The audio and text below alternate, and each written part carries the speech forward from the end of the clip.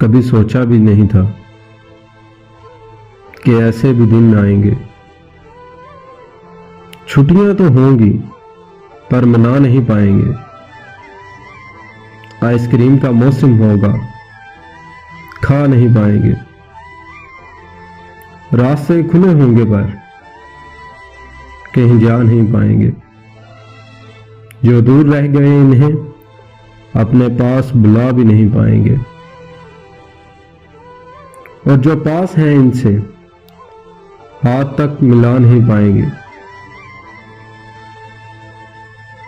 जो घर लौटने की राह देखते थे वो घर में ही बंद हो जाएंगे।